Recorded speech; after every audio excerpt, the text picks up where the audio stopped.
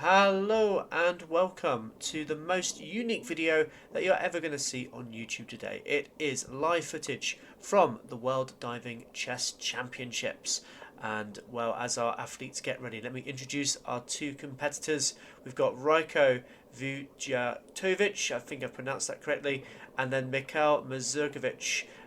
Again, not too sure if I pronounced those correctly, but we've got these two very strong players, both champs, either former champ or current champs of this particular sport. Now, what is this hybrid sport all about? Well, it's two completely unrelated disciplines which are paired together. You have chess, the game of brains and thinking and strategy, and diving, which basically all it requires is you to be able to hold your breath for a very long time. And, well, we pair them together. And why not? It's a very unique way to play the game.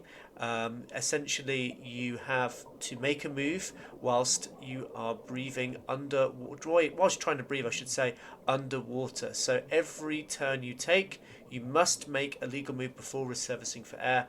In essence, you have no time limit to make a chess move, but you must make a move before resurfacing. Fail to do so, you get a yellow card, and then the second time, you then forfeit the game. So it would make a lot of sense to be able to hold your breath for a long time to be able to make the best chess move possible. Alright, you can see my timer. That means the game has started. So the white player here, Rajko, makes his first move, 1d4. And as we watch the opening skirmish go on, I'll just also like to talk a little bit about the event itself. This is part of the Mind Sports Olympiad. It's a week-long event that happened in summer. It happens every summer, actually. And it's an awesome event. It's where people participate in a kaleidoscope of different board games. So you can do things like Monopoly, Go, backgammon, chess. The list of events you'll see listed in the link below. So do check those out and see if any of them catch your eye or interest you in any way. Alright, here we have our first unique move. I guess you could say first surprise of the game. We have the Budapest Gambit. I do like that black has decided to play a move like this, particularly in the time control like this. I say time control. It's essentially a blitz time control because you haven't got a huge amount of moves to make, and if you play kind of quite risky things and aggressive things like the Budapest Gambit, that can really put pressure on your opponent. And you can see here that our candidate master Mikhail seems to know his lines very well, playing his moves almost instantly here. So let's see how white reacts to this. I think a little bit flustered maybe by this move order. He plays e3, slightly inaccurate I would say in terms of I guess challenging moves, this variation, but certainly not bad in any way. He just gets a nice equal stake in the center. Black just simply takes back the pawn now, so material is now even. So the gambit is kind of over in that sense. And now we see f4 here, which again is interesting. It does take control of some central squares. It does, however, though, leave a little backwards pawn. You can see now on the e3 square in front of the king. So the knight comes back now to c6, a very safe square. It is a little bit annoying for black though. He has to come back to the square. It's the best square to come back to, but it does mean that knight now on the b8 square can't come to its natural square on c6. So it needs to find another way to get into the game. So white having a little think now, and let's see what he plays. Knight to f3. A very nice developing move, controlling the center. I like the moves here. And we see bishop to b4 with check, getting the bishop out and creating a threat in the process. So white needs to do something here, and it's not the most appetite. He's going to block with the bishop card. Pretty much the only move there, really. I think if you played the knight instead, that would have hampered your development and maybe even allowed black to double up some pawns. Now we see queen e7 almost immediately played by black. Very nice, putting a lot of pressure on the e3 square. How does white defend that now, though? Very tricky decision to make here, because the threat is quite simple. Essentially, that pawn is being attacked. The bishop can't take it back, though, because it is pinned by black's bishop. So white actually finally making the first big think of this game. 30 seconds elapsed, and we see bishop to d2. Not awful.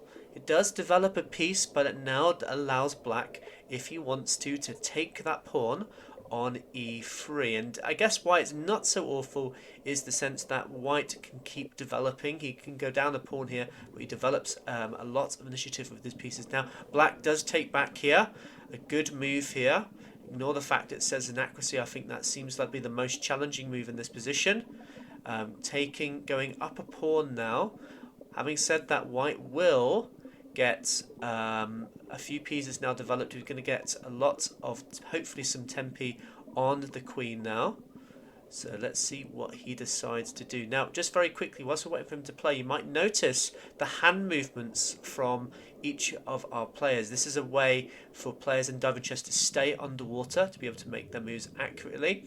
We now see bishop takes, a great move there. Getting rid of that pressure, knight, immediate recapture back. This is really good from black. And a really good strategy to do in this particular format. If you have an obvious move to make, such as a recapture like that, where there's not really any other moves that could be made, make them straight away, because this puts pressure on your opponent to then have to come straight back down underwater again to be able to make a move. So a very nice move from black there, doing that very quick recapture, not wasting any time. I'm not going to let white catch his breath here. So knight comes now to c3, a good developing move. You can see there, chess.com really likes that move in getting its knight to a very nice square, very active square. And now black having a bit of a think here. There are some issues maybe with that knight. Ooh, c6. I'm not sure I like that move too much, as now it creates quite a big hole now on d6. Having said that, the engine doesn't seem to mind that too much in this position, which is interesting. It did also like black maybe going up another pawn by taking there, but again, that would have led to some problems maybe with a knight jump coming into b5, maybe attacking that weak c7 square, maybe then threatening to fork the king and rook, black rook in the corner. So certainly some interesting decisions now. Now a3 is played. This is a lovely move from white, by the way, as now black has got very limited squares where he can move that knight, and he has to go back to a6 here. We know there is an adage.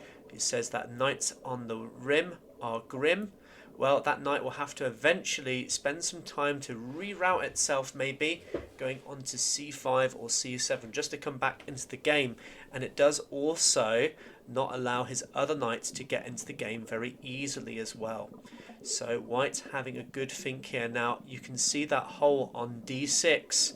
Will white take advantage of it? A very, very vulnerable point for black here.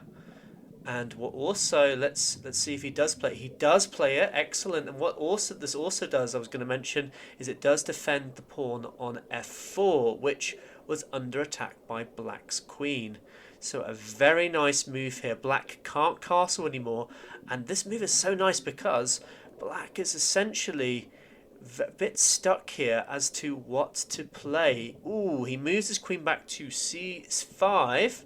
The engine preferred e7 here, and well, the reason for that is now that white has a very nice move here. He can move his knight onto e4, which would attack the queen, gaining a tempo on the black queen, but also threaten to recapture after the exchange of queens, recapture with the knight, which would check the black king. So let's see if white can find that move. He's having a little bit of a think now. He's reaching over. He's reaching for his king, though. Is he thinking about castling long? Let's have a look. Castles long. Now, engine doesn't like that move, but I don't think it's all that bad, because now we get a rook into the game. The king is now sort of safe here, and it's putting a lot of pressure on black's position. If black were to take the queen with his own queen, then the rook can simply retake back, which is what happens here, getting rid of some of the pressure, especially when you've got a little bit of a space disadvantage, which black definitely does here. It's a good idea to try and swap pieces off as much as you can. And rook takes back, pretty straightforward move here for white. And again, it stops that pawn on d7 from moving out, which means that bishop on c8 can't move. That knight at the minute on b8 is very sad. Black just simply castles now, though, getting his king nice and safe. Castling is always a good move. It allows his rook now also to come into the game, which really, right now, is going to be probably Black's best piece in this position. And you can see there are some arrows of what Black could have played in that position, which also looks nice. Maybe putting the knight onto c7, rerouting itself onto d6, potentially, to try and come back into the game. And at least give a bit of space for the other knight to maybe come out to a6 and come into the game. What is White going to do, in this position? He's reaching for that rook in the right corner, and he does play it. A nice move. Once again, this is a good principal chess from White here. Getting his rooks onto the semi-open file, doubling his rooks, putting a lot of pressure on the d7 point. Now I like the look of maybe the knight jumping in to e5 here, and maybe starting to attack that backwards pawn, maybe. But having said that, Black has got a lot of pieces defending it. So the knight on b8 and bishop on c8 are guarding those pawns, that pawn there for now. And well, what does White play in this position? It's a bit tricky to find a good plan here, because I think White has pretty much got most of his pieces onto really good squares now. But I'm not entirely sure how he continues to improve his position even more here, because right now Black is really having to sit and wait. How can White create some pressure? And you can see White is really having a bit of a think about this. 50 seconds now elapsed. It's a long time to be underwater for. You see bubbles rising really a lot, so he's got to make a move. He's running out of breath. You can see him reaching for that bishop. He puts it onto d3, a good move, but it does allow now Black to maybe gain a tempo by putting the knight onto c5. Let's see if he does that. He does. And, well, this puts a bit of pressure on the bishop. We don't want to give up the bishop, though. So let's see where this bishop going. Again, any kind of piece capture, any piece trade favours Black in this position, because he is up a pawn here. And a good way to continue is, you should always, if you're, let's say you're ahead of material, try and swap off the big pieces as best as you can here. Now, White having a think, where does he put that bishop? Maybe f5 could be interesting, attacking that pawn. Oh, he does play f5. I did also thinking about bishop to c2, but f5 seems like a much more active square to go onto, putting pressure on that d7 point. Now knight to e5 could be a threat. Let's see, we've got now a5 being played, maybe creating some room from the rook to maneuver into the game, or maybe just playing something like a4, trying to gain a bit of space on the queen side. Let's see, what will White do in this position? As I say, he's got a very good position here, White, definitely winning, but Black is still holding on here. Everything is defended. I'm not sure how he can continue to improve his position here. Maybe moves such as knight to e5, but now knight to g5. I really like this move. Okay, so going after the h7 square now with the knight and bishop. So Black needs to find a way to defend against that threat. Maybe h6, maybe g6 here. He's reaching, having a think. He does play g6. Now, Endgame doesn't like that move. Interesting.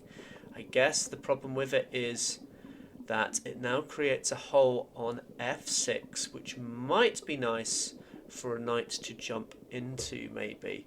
So, yeah, it says here our coach friend from chess.com, not particularly useful here, but it's there was a better way to create a little escape square of h6. Now the bishop comes back to c2, a good move, continuing to dominate that knight on c5, and Now our world champ under pressure here. Certainly hasn't got a good position here. He's got 3 pieces on the queen side that aren't doing anything in this position. Meanwhile, white is very active. All his pieces on good squares. He now moves his other knight. He's trying to get it into the game. Maybe manoeuvring from a6 to c7 maybe. Trying to get into the game somehow. That bishop on c8 though is awful for black. It's definitely his worst piece here. I don't know how he's going to get that into the game. So white now having a think. I like the look of maybe pushing up some of those kingside pawns maybe, and trying to create, there is definitely a hook on g6 here, and I can see that white is reaching for that f pawn, which does give me some very good hope that maybe he wants to wrench open this position. Let's see if he does it. He does do it. f5 now being played, which will now aim to open up black's kingside. A really nice move. And I've got to say, black is under immense pressure. It's really hard when you're having to defend this position. When you're defending, you have to find accurate moves now. And it's very hard to find accurate moves when you are trying to remember to breathe, remember to not run out of breath. And let's see, how is black going to handle this pressure? Well, he does play h6, which is an attempt to try and kick that knight away from that square now. But again, there's a couple of holes now that have emerged for black here that white can certainly exploit. So I think maybe an obvious move is retreating that knight. It is obviously there is a pawn attacking the knight, so white doesn't want to blunder a knight here. Maybe coming back to e4 with the idea of coming to f6 with the nasty check on the king, forking the king and rook, which would go up material. And he's reaching for that knight. Yep, he's going to play it onto that square. And very nasty pressure here for black now. Now he has got an option to swap off a pair of knights. Again, it's a good strategy to swap off pieces when you've got less space. And it just means then kind of the endings tend to be a little bit better, and it kind of gets rid of a lot of the pressure onto your position in defending. So I can expect to see, yeah, there's a trade of knights here. The problem for black though in doing that trade, he's lost perhaps one of his most active pieces, which was the knight on c5, and now that knight on a6, not very active. The other knight is guarding that c5 square, so I'm not sure how that's going to come into the game now. So tricky decisions to be made. He does find a very nice move here though. King to g7, which guards that f6 square. So there's no longer that fork available for white here. And now, as I say, it's important for white here. He's got his pieces all onto good squares. How does he find the right plan in this position? He's certainly got an advantage, but he does need to be careful though. It's not super simple. The engine says it's really good, but we are only humans, and he's got to remember that white is down a pawn in this position. So if he starts swapping off loads of pieces, that's only going to favour black in the long term. But he should be very happy with this position. Black's pieces are not great. That bishop on c8, not in the game. The rooks the rook, I should say, on a8 is not doing anything. It's not connected to the other rook, so it's very hard for black to do a whole lot here. So anyway, let's have a look to see what white will play. He's reaching, it's been over a minute now, as you can see the bubbles rising a lot, which means he is running out of air, and he does take care, opening up black's position. A good idea when you've got a more active position. Try and open it up. And he opens it up. The pawn has to recapture now. Didn't want to take the king, because obviously that leaves a lot of pawn weaknesses. So taking back the pawn was the best move here. The best recapture. And now that allows maybe white to take advantage of that open file. And see if he maybe moves a rook onto that open file maybe. Again, putting more and more pressure on black's king. That king is looking very unsafe. And you can see that white's pieces, they are surrounding, or they're almost like vultures, waiting for their prey to collapse in the desert heat. Of course, we're not in any heat here. We're in a heated pool, maybe, but certainly there's some nice. This is a nice position for white to be in, waiting for black to make a mistake. And now we see rook to f1, an excellent move. I'm so glad he played this as white. This is the way to increase the pressure, turn the screws on black. And now we have rook having to be played. Well, it's black's only active piece in this position, but black is trying his best to swap off. Remember, don't forget, black is down, or he's up, sorry, material here, so any trade will favour him, but it is his best piece here. So will this come back to haunt him later in the game? White having a bit of a think. He's either can move his rook away, or he can swap the rooks off here and inflict a pawn weakness. He does take the rook, and I think there's going to be an obvious recapture here from black. And what's nice again about this is he's going to play it very quickly. 3 seconds, 4 seconds, 5 seconds, not long underwater, which means that white has to come immediately back under. But now you can see that pawn on e6 is a target now. It's a target for maybe the light square bishop, maybe, or the rook or the knight if it can get to a good square. But it's still not simple, this position for white. It's by no means easy. Yes, the engine says it's good, and fantastic move been found by white here, putting the knight on a fantastic square. And what's lovely about this is now that completely shuts out that bishop still on c8. If that bishop were to move up, there would be a nasty fork with the rook on f7, forking the king and bishop. We do see d5 being played, an excellent move from black here, which allows his bishop to maybe come out to a more active square, maybe on e6. And with that bishop coming out, that means the rook on a8, the sleeping rook that wasn't doing anything in this position, can come back into the game. So white's having again another little think here, and we see now the rook throwing in the check.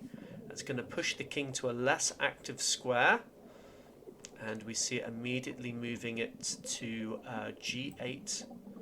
So white's now having a little think. It's a very exciting game so far, as white has just been in the driving seat the whole way though.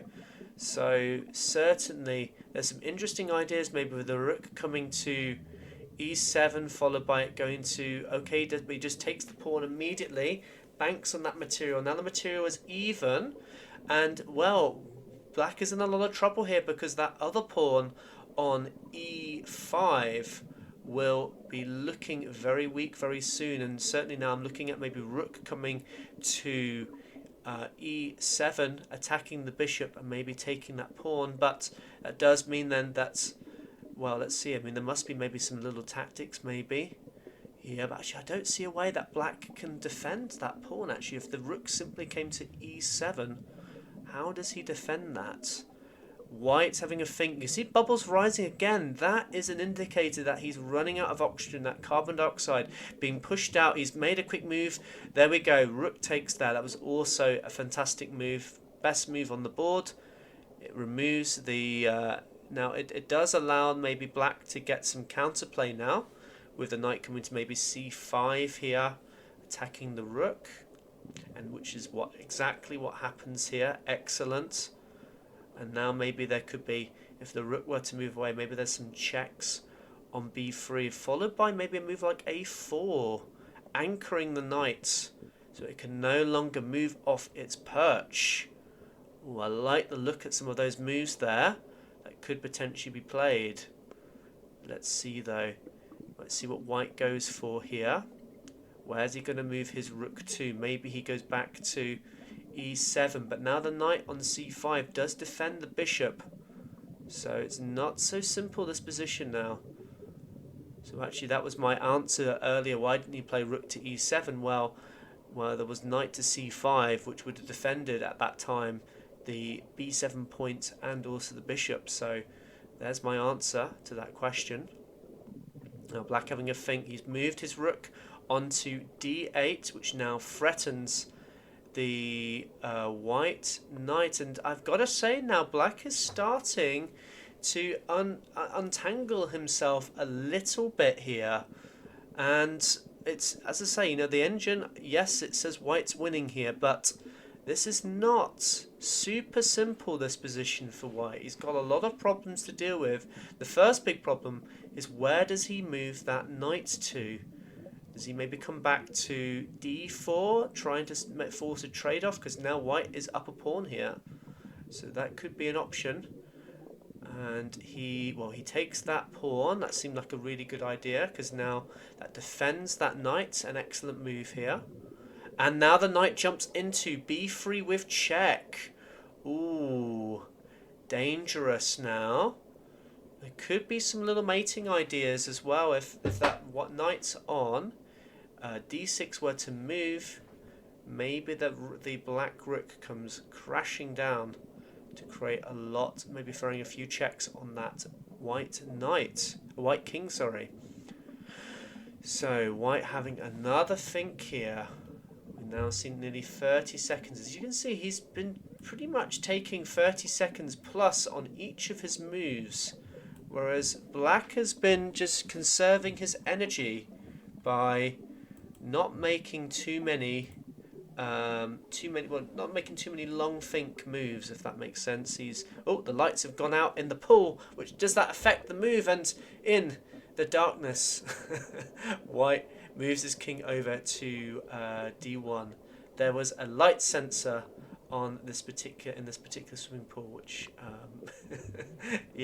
which meant that sometimes it would go off. Now, anyway, back to the game. Black is having another think here. It's still not an amazing position here for black. He's got quite a few moves. He moves that pawn to a4, which looks nice. That will just, I think, immediately drop a pawn. He does take back a pawn now, which is a very nice move, because the knight can't take the bishop because it's pinned. And if he takes with the rook, then the knight on d6 is no longer defended. So a really nice move to gain back a pawn from black here. And if you can swap off some of those pieces, then maybe there could be some drawing chances in some of the resultant endgames. Particularly if there's like a rook and maybe a knight and bishop. That would be a very hard checkmate to find in diving chess, certainly. But now we see white trying to force off a swap of rooks. A nice strategy here. It does, however, mean though that the knight is a little bit stranded on c8 now. It's going to need to take some time to come back into this position. So let's see what black has a think about. He's got much more active minor pieces here, and he moves his king forward, which is a really nice move. So as we start to go into the ending, getting your king into a much more active position, active squares, moving it towards the centre, is a really good idea. Normally the king hides for most of the game, except in the ending. The king's a fighting piece, and here it comes to g7, gaining a tempo, bit of time on the bishop on g6, and then hopefully coming into the centre to try and help black's position here. So white's having another long think. Again, all of these thinks over 30 seconds long. You can see that white that must be taking its toll on white. And this one now going into about 50 seconds, 51 seconds. Okay, we see now a move being played. Knight coming back into the game, a good move, because now it's potentially tries to go for a swap of bishops here, and the resultant ending should then be winning for white, but again, still very tricky. What I would say here is working in white's favour is that black has got 3 isolated pawns. He's got 3 pawn islands. So if that does, he does take that bishop. I'm not sure I like that decision from black, but what else could he have really done in that position? Maybe moved his bishop to the suggestion then, bishop to d6. We're going to see a pretty quick recapture now with the knight. And this is a big problem now for the black side. He has got a lot less pawn islands. He's up a pawn. And you can see with that recapture, I think my apologies, I think my chess.com board is a little bit behind here. So I'm hoping it will catch up in a minute. But you're going to have to just imagine for a moment that the knight was to take that bishop. And you can see it's attacking two pawns, two isolated pawns. And typically when you've got one side with lots of isolated pawns, it's a good idea to swap off the big pieces, as it means then when you're kind of left with just the king left defending, it's very hard to hold on to isolated pawns. So the side that has the isolated pawns should try and avoid doing any exchanges. And here, wow, it looks like there's going to be a few exchanges. Okay, right, we've now got the the board back to the state that we want it to be in. And yeah, black is having a bit of a think now. Where does he move his things? We have to see here.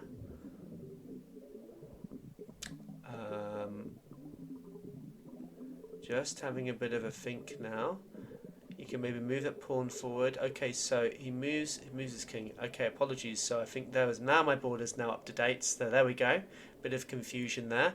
But yes, so he moved his pawns forward. So the king came over to f5, and then the pawn moved forward to a4, which now anchors the knight. It does, however, mean that pawn now on a4 is fixed, which means potentially at some point in the future we might see the move knight to b6, taking that pawn off. However, black has got some of his own trumps here, and namely that pawn on e5 could start pushing down to it's a pass pawn, so he's not that far off from being able to promote here. We see king c3 being played, which tries to get the king onto a more active square. Okay, a very nice move here from black, putting his king onto d4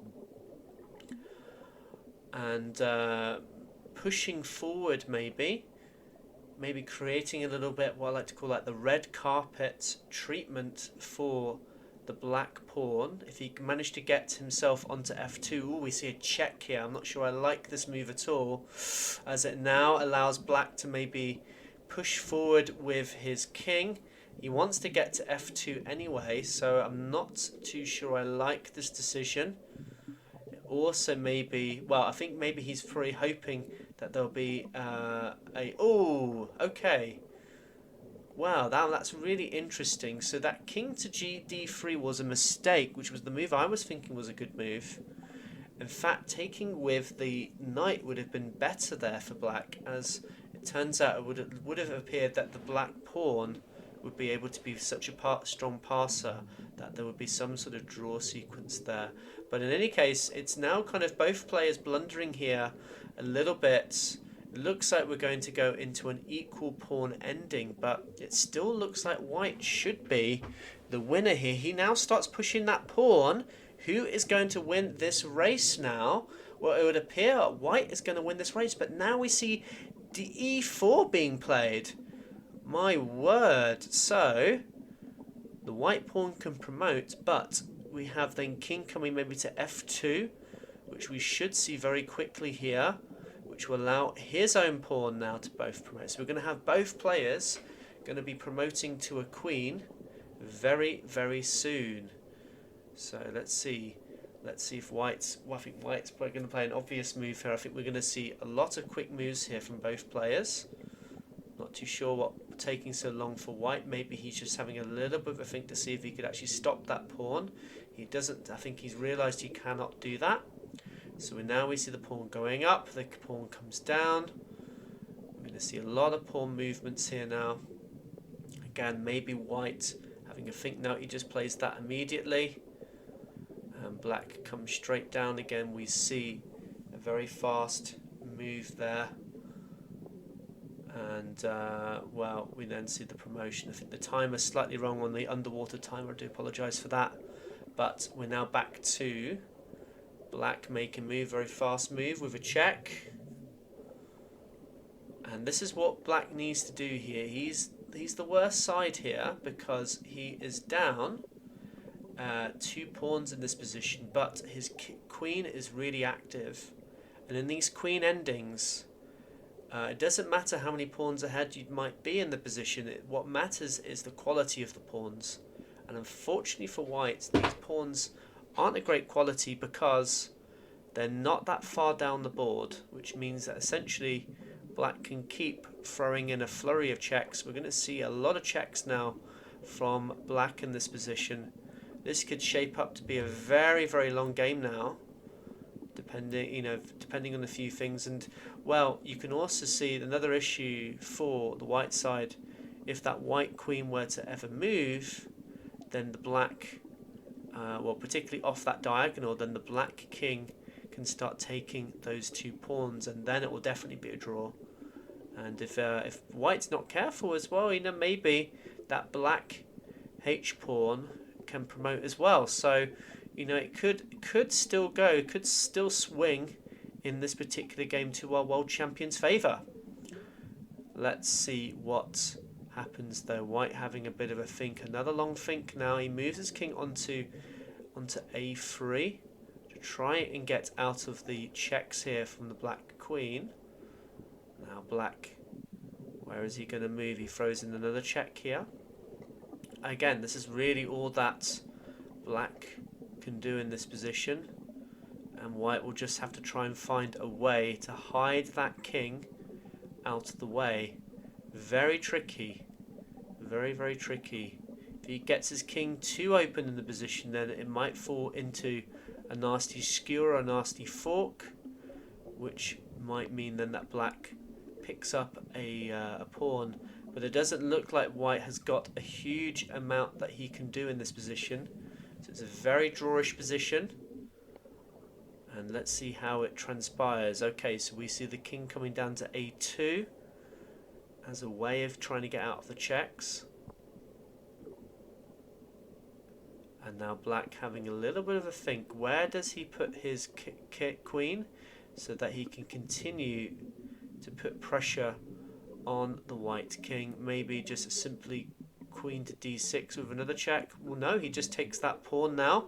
Very nice. As well, that other pawn is going to fall.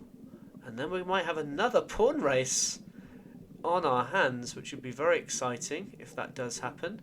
Okay, now, with that capture now, that allows White to check. Very nasty check, as that does mean that that king is going to be it's going to be a bit hemmed in on g2. And this could get quite interesting. The king comes back down to g1. And now I don't see what's wrong with maybe White pushing that b pawn up now. Because he's got, that's his big asset in this position. He's got this pass pawn on b4. Let's have a think. What is White going to do in this position?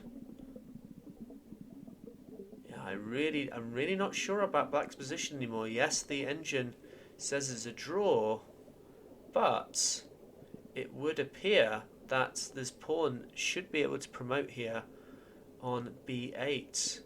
How is Black going to get out of this? I think he's certainly... Well, White's certainly trying to calculate this out just to make sure he's correct. He has played b4 here. And now how does Black deal with that pressure? Very tricky. Of course, the black queen does guard the b8 square. So White will need to eventually move that queen out the way. Oh, he takes. Interesting. Oh, I like this move here from Black. This is an excellent move and an excellent find here from Black. Yes, it says inaccuracy. Ignore it, because this should easily go into a draw now. The king takes back. Oh, this is lovely. He's certainly calculated this out, because now both sides are going to push their pawns down. And you're going to see what is going to happen now as we get to the end of this ending. Very exciting game here. I'm so glad that we've been able to I've been able to share this game with you. So here we have the 2 pawns coming down, but what's going to happen is that black pawn is very important because it's a H pawn, it's an edge pawn. So white will be able to promote, and it looks as though black won't be able to promote his pawn, but actually just getting to H2 will be enough to tie this game as well. Whatever white does in this position, black has got some nice stalemating ideas here. So he can maybe hide in the corner at some point. Doesn't matter what white does, he's going to be keeping trying to throw some checks in. But it doesn't matter in this position. He throws another check. Maybe white here was just hoping that there might be some sort of, or you can see there, black indicating this should be a draw. He's trying to say it's a draw. So he's trying to indicate to his opponent that we should just agree to a draw here, but white, just wanting to play on. Maybe he's hoping that black might make a mistake here, but this is good technique from black, staying close to that black pawn. If he moves it away, then it will be an easy win for white. He can then go in front of the black pawn and be able to take it on the next move. It's another check here, and then this is the thing now. So the king can go into the corner, and well, there's nothing that white can do in this position. If he moves that king, it's going to be stalemate. So he throws another check now. King's going to come back out to G1, and there is nothing that white can do in this position. I'm assuming there will be some sort of draw very soon, or at least both players agreeing to a draw here. Let's see, is he going to play it now? So white having a bit of a think here. He's probably thinking to himself, how have I let this slip out of my hands? He had such a good position earlier on. So he throws in the check. The king goes back to H1. This is excellent technique from black here. And there we go. Right, white just kills the game off with the stalemate. There was nothing else that white could do there. There was no way to be able to force the win, even with the flurry of checks as well. Black will just keep dodging the checks, and eventually there would be a draw, or either the queen or even the pawn may be promoting, which would also have been a draw as well. Well, there we go, folks. Thank you for watching all of this. As I say, there will be links to the Mind Sports Olympiad, which has all of the information about this competition and all the events. If you want to take part in underwater chess in the future, this is a yearly event, so you'll need to check out the Mind Sports Olympiad and find out when they'll be running it again. We ran this in mid-September, so do check it out, and hopefully see you all there. But in any case, thank you for watching. I hope you enjoyed. If you did like what you see, make sure you give this a like, subscribe to my channel, or also the Mind Sports Olympiad channel for some more videos like this. And until then, have a great day. Take care. Bye.